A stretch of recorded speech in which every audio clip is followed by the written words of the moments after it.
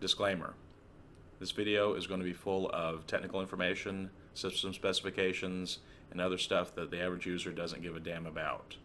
If this does not apply to you, please go forward and enjoy.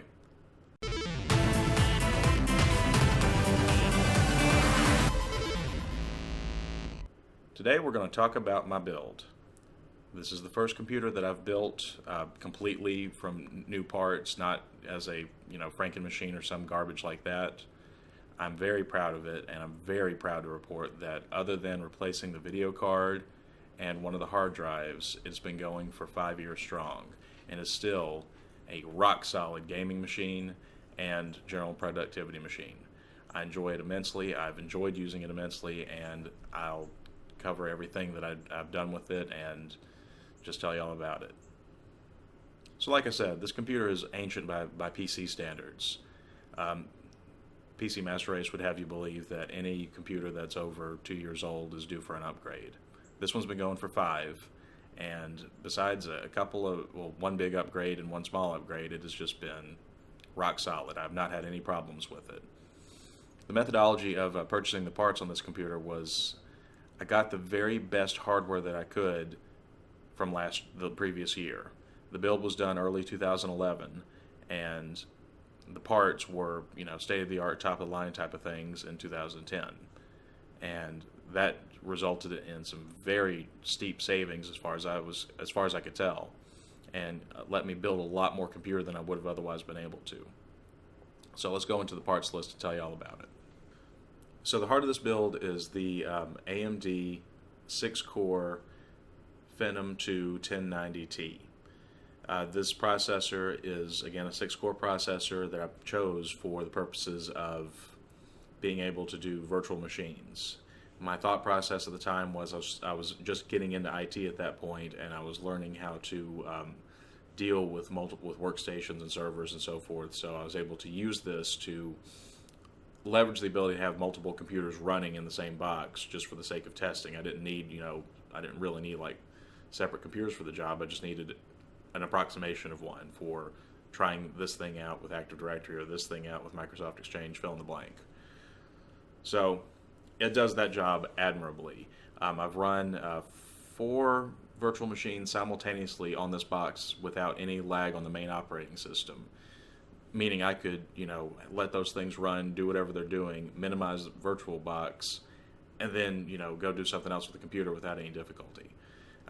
Gaming, probably not, but you get what I'm trying to say. The multi-core thing was put to good use. And for gaming purposes, now that we've finally gotten to the point where games are using multiple cores a lot better, it's a contender. It still keeps up. It is a Black Edition processor, meaning that it's able to be overclocked. I haven't had to yet. I haven't wanted to. It hasn't been a problem. If I'm trying to drive at anything, that hasn't been a problem. This still outpaces my laptop, which is several years newer than it. But the desktops and laptops, they're different. They're different pieces of hardware overall. The laptops have to be power efficient. This thing, slurps down power like there's no tomorrow. Cooling that processor is a Zalman CNPS10X cooler. It's a biggin'. It's purely air-cooled, but the temperatures that I get with it being air-cooled are just awesome. Any day of the week, the processor is kept at about 20 degrees Celsius, which is stellar. Even under load, I don't think it ever gets above 40 degrees Celsius. And that includes, transcoding these videos and stuff like that. But I put that on about a year into having the processor because of warranties and stuff, but I haven't looked back. You have to have a really deep case to be able to fit this thing, but if you can manage it, the big air coolers like this are the way to go. I think they're great. I only have about 8 gigs of RAM on this box. I never have needed to put more in there. I just got the G-Skill Sniper DDR3 RAM.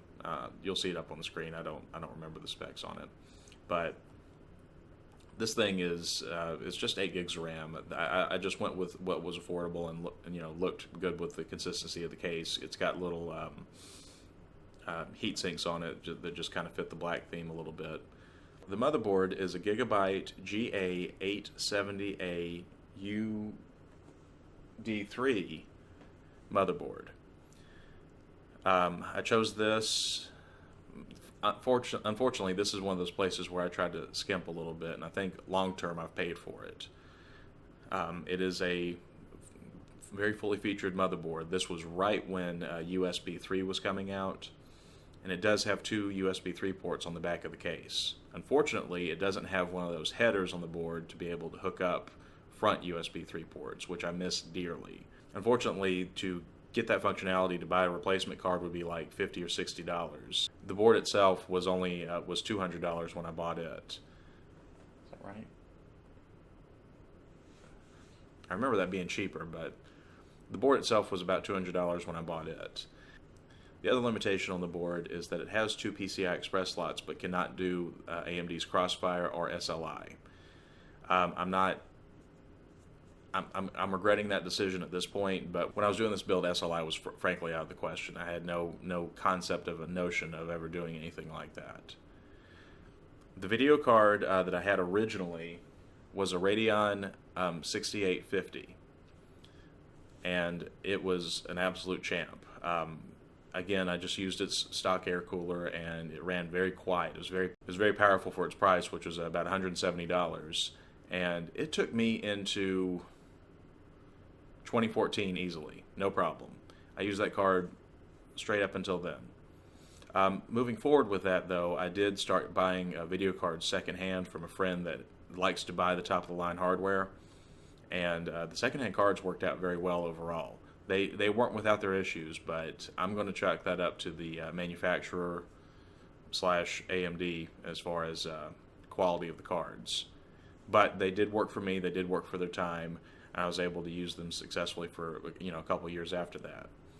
The current video card in my box is a GTX 970, one of the NVIDIA branded ones, not one of the other manufacturers. And I bought it because of the cooler. It's pretty. I like it. It's a pretty card.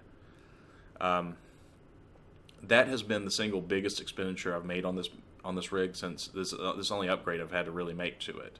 I did swap out the SSD for a bigger one. I started out with a 50 gigabyte OCZ Agility 2, and it wasn't enough.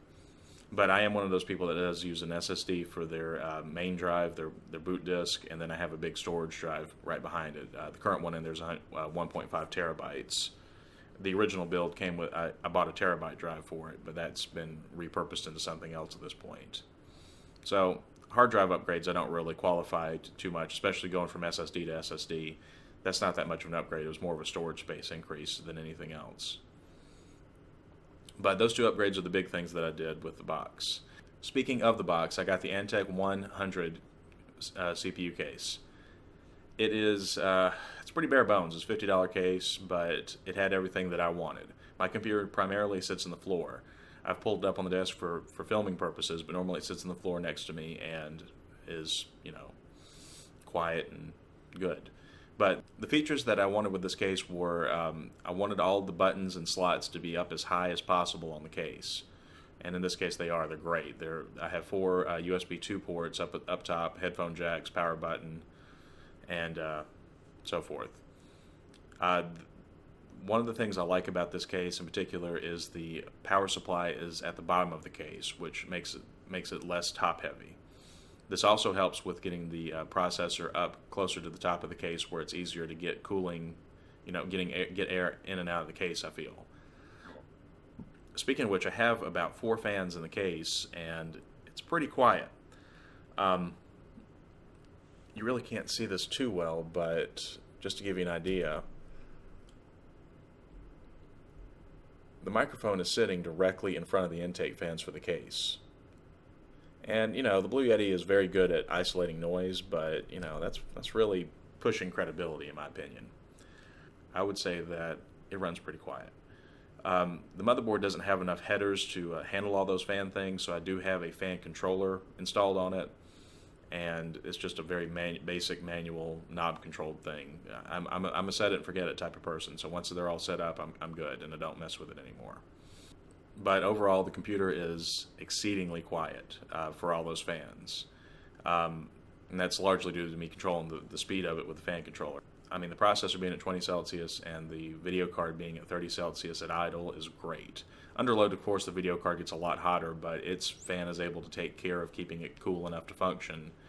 And when it's under my desk, I can't hear it at all.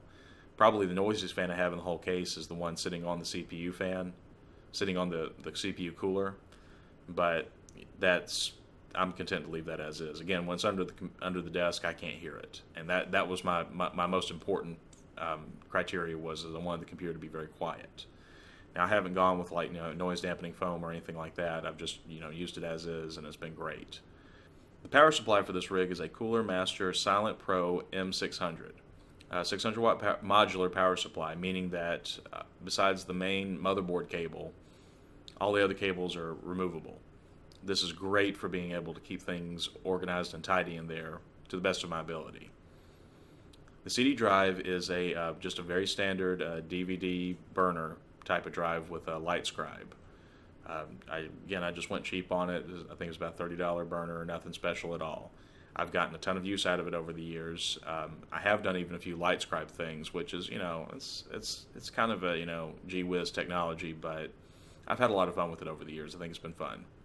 So the style sheet that you're seeing right now on your screen is the exact shopping cart that I used when I made this purchase. Please pay attention to the quantity 2s on the left-hand side, or you're going to be very confused in a moment. Subtracting out the dupes for my friend's build, the whole computer cost $1,200. That's including a copy of Windows. I got a lot of computer for $1,200 in my opinion. The upgrades have cost quite a bit over the years, but the replacement hard drive was about $100, the SSD. The terabyte drive was another $100, and the video card replacement was the steepest at about $450. Again, this was mostly because I bought it then and there at Best Buy. I didn't try to get a deal or discount or anything to really slow my roll. With the video card in particular, they are literally the only retailer that sells it. Nobody else is allowed to sell the NVIDIA edition of the GTX 970. As a matter of fact, if you look online, you'll see a lot of people think that it doesn't have this type of cooler on it, that it doesn't exist. I would say, though, that those kind of the video card was a lot more than I've ever spent on any PC part ever. The processor that's on this build is the only thing that even comes close, and that was me trying to get maximum performance out of my computer. As much as I use the computer, it is literally something that I spend several hours a day on. It is completely worth the money. I know a lot of people want to be cheap at this point. They want to try to save money. They want to try to, I don't use a computer that much. It's not that important to me. And that may not be to you. Then go with a store-bought. Go get an HP. Go get a Dell. Whatever the hell you like. But those of us that really, really know what we're doing with these computers can do a lot with that kind of money. For $1,200, I have been able to do just amazing things with this computer. I've run multiple virtual machines. I've tested out all kinds of versions of Linux. I'll still never use it, but I've tried a lot of them. I dabbled with Hackintoshes. I've been able to do all forms of gaming, going all the way back to the NES days. Emulation is just one of those wonderful things that PCs do very well. Since I've gotten into this, I've done my video editing back and forth between the laptop and the desktop. Not had any problem with either one. It's just been a joy to do. I've tried all kinds of different rigs with the monitors. I've done a 3-monitor rig. I've done, I've tried hooking up to the television. As a matter of fact, that is one of the configurations that I have here. Is that what you're looking at is a 1440p monitor. So halfway to 4K. This is an Asus 27-inch monitor. I'll put the model number up on the screen for you. But it's running at 1440. So again, halfway to 4K. And that's as far as I really need to go with it. 1080p it was great up until about, I've only had this monitor for a few months now, not even 3 months now, and I can't go back to 1080p. But prior to this, I was using a 1080p monitor without any issue at all. Loved it. For gaming purposes, it was wonderful. And I almost was one of those people that went into the ultra-wide movement, but I ultimately went for this because of gaming. It's able to handle, it's more of a traditional 16:9 resolution, so it's a lot easier to go to resolutions like 1080p and things like that. Because some games, in spite of everything, only run really well at 1080p. Batman games, I'm looking at you. Gaming on the TV is always nice, of course, and I like doing that too. But with this monitor, it's 6 of one, half a dozen of the other. Really, it's just which one's easier for you to do. But back to the point, the computer has just been wonderful. It has done everything I've thrown at it with aplomb, no problems. The laptop that I've got now almost matches it in performance in a lot of respects, but I still feel like as far as raw power goes, it's still a contender even today. Now I'm sure there's some nifty fancy doodle Intel processor or even the newer AMDs that can blow this out of the water, but I haven't felt limited by this build. The video card was the only thing I ever had a problem with. I swapped it out when it became a problem, and I realized that it wasn't going to work with newer games.